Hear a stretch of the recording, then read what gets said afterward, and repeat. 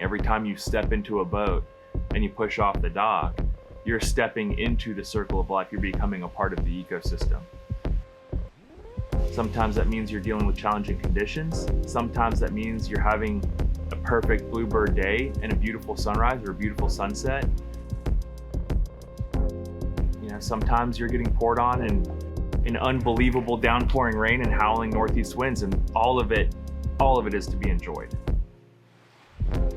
Certain times you don't get a lot of shots. You know, you might have one and the wind's howling and the boat's moving and the fish just pops up right in front of you.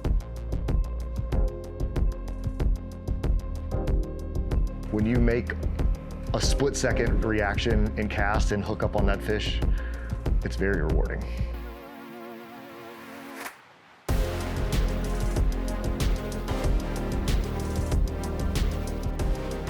To me, fly fishing can never really be mastered, so it's something you're always working towards.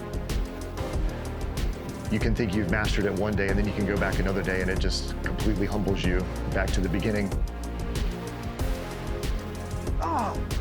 There's something about the idea of putting EP and some chicken feathers or some rooster hackle on a hook and tying it up, and you've tricked this wild animal into eating this stupid looking thing, and that fish for that moment before it hits the reel is literally in your hand. Oh, yes. Yes. Yes, sir.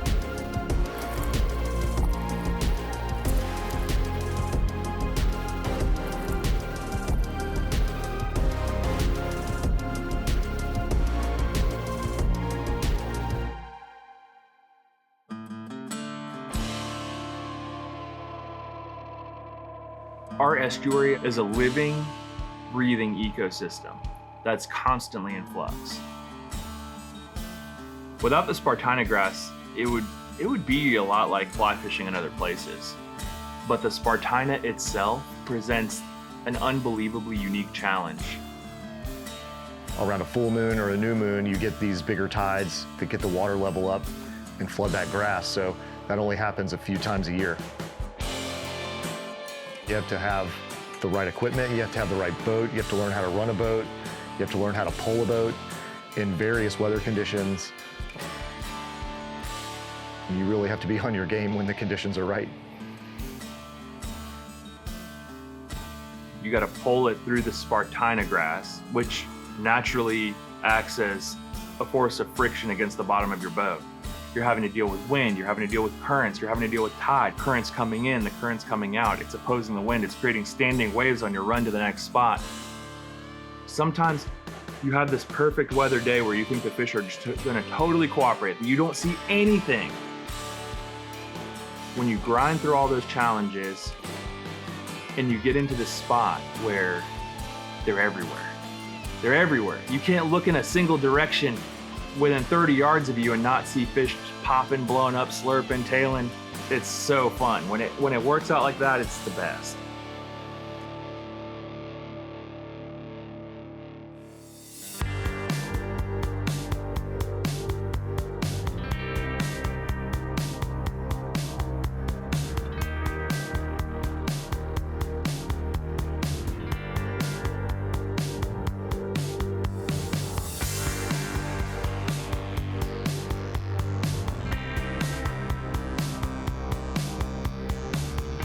Once they get up in the grass a little bit, they'll start digging down instead of looking up and put their tails up.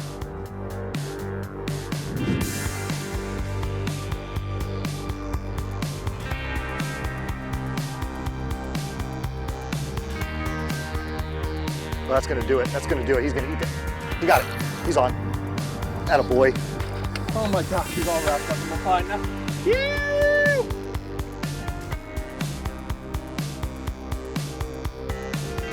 I guess I like to fish. Fish, fish, fish, fish. I want this on video.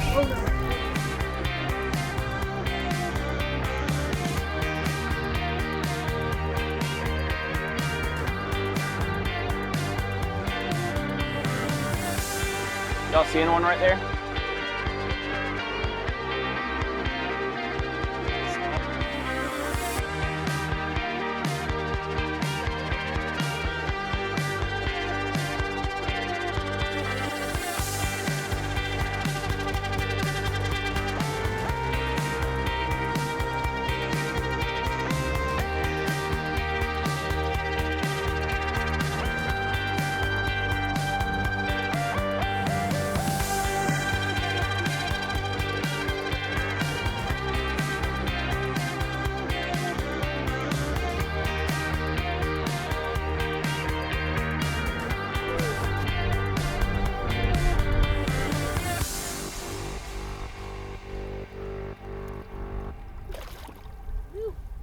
sir.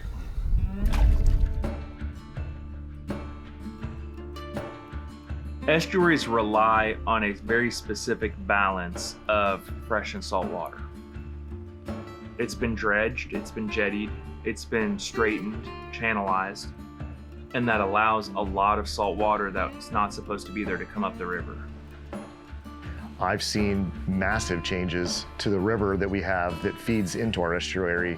There used to be big grass flats in the river that are totally gone. There are big cypress trees on the edge of the river now that are just totally gone. The mangrove line that used to exist south of Jacksonville is reaching further and further and further north. And that means ultimately that if the mangroves take over the Spartina, that would be the end of flood tide fishing.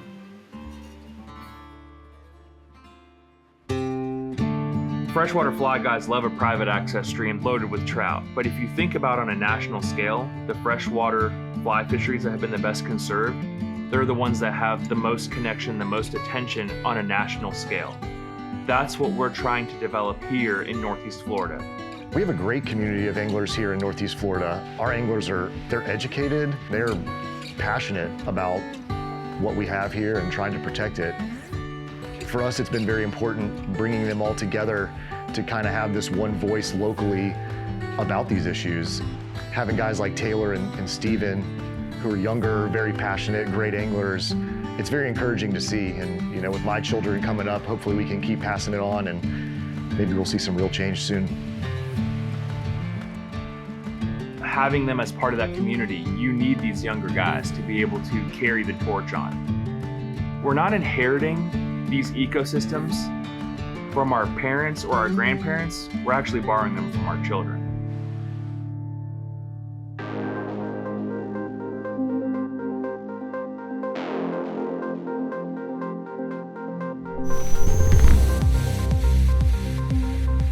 I like to get as close as I can to nature without them knowing that you're there. They do some weird stuff here in Northeast Florida that you don't see everywhere else because of the ecosystem. We do our jobs right, it'll look exactly like this here in 50, 60 years from now.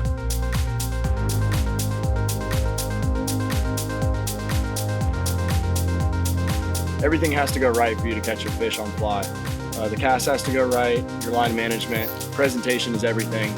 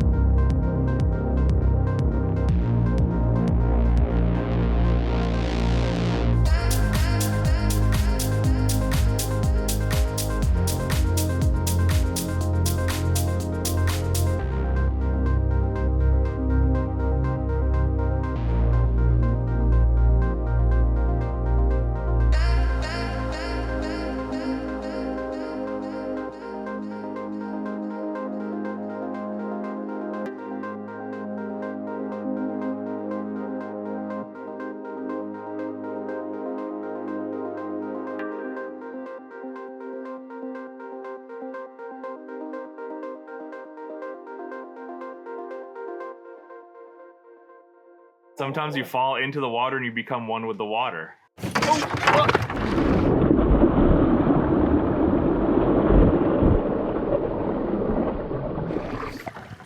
I saved the mic.